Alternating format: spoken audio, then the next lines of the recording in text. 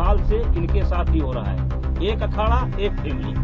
और इस 12 साल में भी एक बार भी ये शिकायत लेकर के ना तो खेल मंत्रालय में गए हैं, ना किसी पुलिस स्टेशन पर गए हैं, ना कभी फेडरेशन में आए हैं।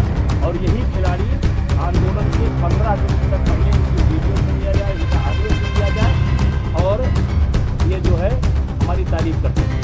ये जो खिलाड़ी आज धरने पर बैठे हैं, ये अपने शादी में भी देखो बुलाते हैं। भारतीय कुश्ती महासंघ के अध्यक्ष ब्रजभूषण शरण सिंह ने शनिवार को मीडिया से बयान कर देते हुए कहा कि अगर जंतर मंतर पर मौजूद पहलवान धरना प्रदर्शन बंद करके राजी हो जाते हैं तो उन्हें अपना इस्तीफा देने में खुशी होगी। उन्होंने यह भी कहा कि पुलिस को उनको खिलाफ 2 प्राथमिकी दर्ज करने की अनुमति देने के सुप्रीम कोर्ट के फैसले के वह खुश हैं। ब्रजभूषण के खिलाफ पहली प्राथमिकता एक नाबालिग से पहलवान की ओर की गई यौन उत्पीड़न की शिकायत पर पास्को अधिनियम के तहत दर्ज हुई है और दूसरी एफआईआर अन्य महिला पहलवानों द्वारा शिकायत से संबंधित है। ब्रजभूषण शरण सिंह ने प्रेस कॉन्फ्रेंस में कहा कि मैं निर्दोष हूं और जांच के सामना करने के लिए तैयार हूं। मैं जांच एजेंसी को सहयोग करने के लिए तैयार हूं। मुझे न्यायपालिका पर पूरा भरोसा और मैं सुप्रीम कोर्ट के आदेश का सम्मान करता हूं। इस्तीफा देने के कोई बड़ी बात नहीं है, लेकिन मैं अपराधी नहीं हूं। अगर मैं इस्तीफा देता हूं तो इसका मतलब होगा कि मैं उनके पहलवान आरोपों को स्वीकार कर लिया हूं। मेरा कार्यकाल लगभग समाप्त हो गया है। सरकार ने 3 सदस्यीय समिति बनाई है और चुनाव 45 दिनों में हो गए और चुनाव के बाद मेरा कार्यकाल समाप्त हो जाएगा। सांसद ब्रजभूषण सिंह ने कहा कि लगातार अपनी मांगें क्यों बदल रहे हैं पहलवान।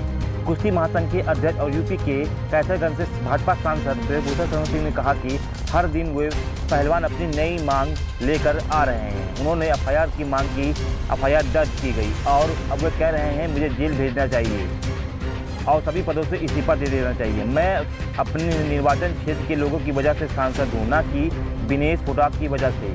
केवल एक ही परिवार के सदस्य और उनका अखाड़ा विरोध कर रहे हैं, मेरा विरोध कर रहे हैं। हरियाणा के 90% खिलाड़ी मेरे साथ हैं। उन्होंने पहलवानों ने 12 साल तक किसी पुलिस थाने, खेल मंत्रालय या महासंघ की शिकायत नहीं की। विरोध करने से पहले मेरी तारीफ करते थे, मुझे अपनी शादी में बुलाते थे और मेरे साथ फोटो खिंचाते थे, मेरा आशीर्वाद लेते थे। अब मामला सुप्रीम कोर्ट और दिल्ली पुलिस के पास है और उनका फैसला मानूंगा।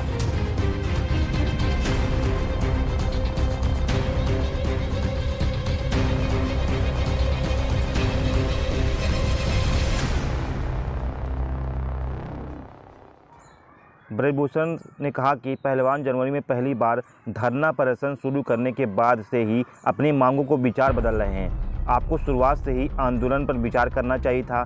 उस समय उन्होंने मांग की कि WFI अध्यक्ष को इस्तीफा देना चाहिए। इसके बाद उन्होंने यौन उत्पीड़न का मामला उठाया। उसके बाद उन्होंने मांग की सरकार को जांच करनी चाहिए थी। सरकार ने 2 समितियों का गठन किया। जांच पूरी हुई तो उन्होंने समितियों की जांच रिपोर्ट का इंतजार नहीं किया और अन्य मुद्दे पर धरना शुरू कर दिया। फिर वे सुप्रीम कोर्ट पहुंचे। अब अगर वे मेरे इस्तीफे से संतुष्ट हो जाएंगे तो मैं इस्तीफा लिख दूंगा, लेकिन एक अपराधी के तौर पर नहीं। फिलहाल अब ये देखने वाली बात होगी कि जंतर मंतर पर चल रहे धरना प्रदर्शन को क्या इनके बयान से धरना प्रदर्शन समाप्त हो जाएगा, ये देखने वाली बात होगी। गोंडा से राम नारायण जायसवाल की रिपोर्ट।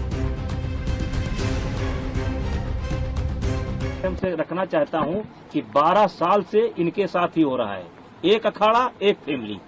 और इस 12 साल में भी एक बार भी ये शिकायत लेकर के ना तो खेल मंत्रालय में गए हैं, ना किसी पुलिस स्टेशन पर गए हैं, ना कभी फेडरेशन में आए हैं। और यही खिलाड़ी आंदोलन के 15 दिन तक पहले इनकी वीडियो सुन लिया जाए, इनका ऑडियो सुन लिया जाए और ये जो है हमारी तारीफ करते थे। ये जो खिलाड़ी आज धरने पर बैठे हैं, ये अपने शादी में मुझे क्यों बुलाते थे, फिर जोड़े में होकर के मेरा फोटो क्यों लेते थे, मेरा आशीर्वाद क्यों लेते थे। लेकिन मैं एक संवैधानिक पद पर हूं, मेरी एक बोलने की मर्यादा है, उस मर्यादा के तहत मैं बोल रहा हूं। अब मामला सुप्रीम कोर्ट के पाले में है दिल्ली पुलिस के पाले में है। जो भी निर्णय करेगी हम मुझे उससे इस साजिश के पीछे कौन लोग हैं? सांसद जी, साजिश के पीछे कौन लोग हैं? आखिर आपको इसके पीछे क्या दिखता है? कौन है वो एक फैमिली, एक अखाड़ा, और इसके पीछे कौन है? का नाम क्या है? देखिए फिर ये धरने पर बैठ गए। अब धरने पर बैठ गए, पहले इनकी मांग थी एफआईआर की जाए। चलिए भाई, इनकी मांग स्वीकार हो गई, अब एफआईआर हो गई। अब इनको चाहिए, अब कहते हैं कि जेल के अंदर होना चाहिए, सारे पदों से इस्तीफा देना चाहिए।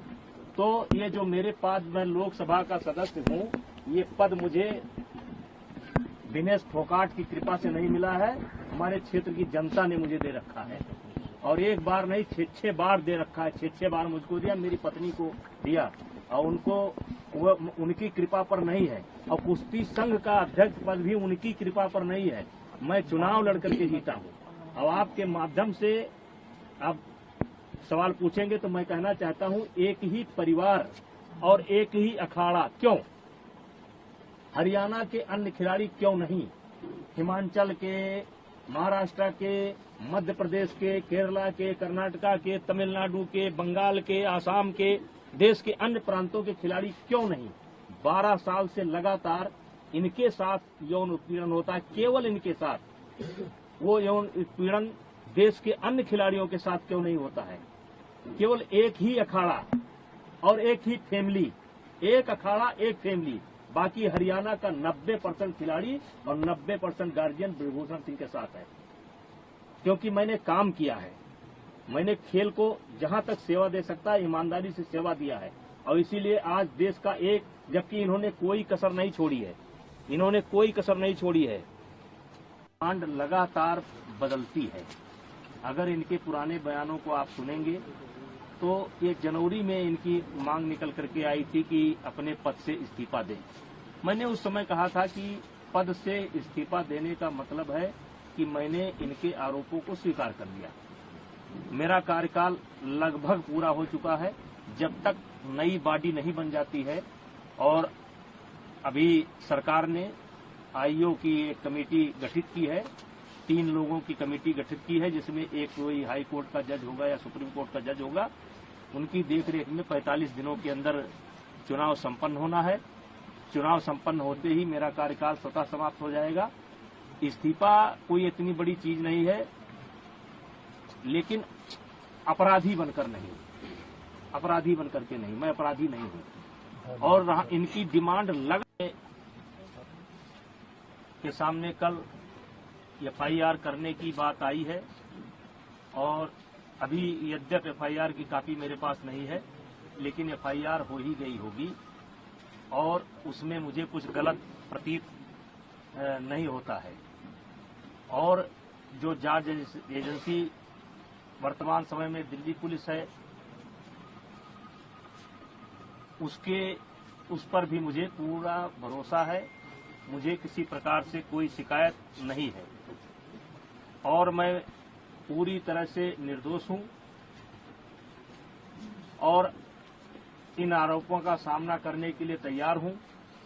जांच एजेंसी जहां भी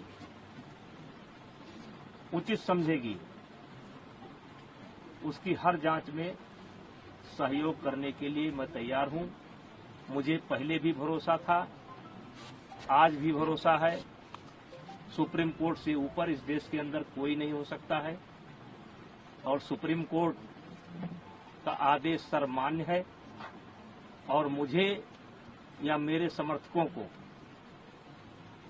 ये आदेश सर्वमान्य है, और मुझे जांच एजेंसी पर भी पूरा भरोसा है, और मुझे और मेरे समर्थकों को न्याय मिलेगा।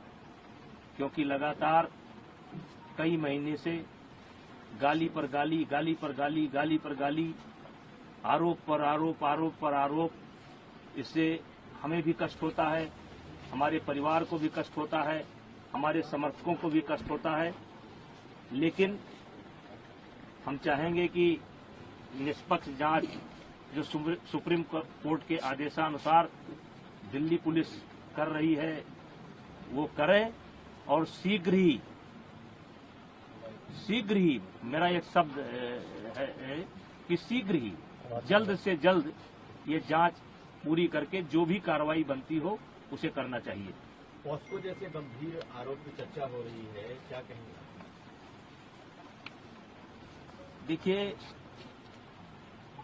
मुझे न्यायपालिका पर भरोसा है, जांच पर भरोसा है।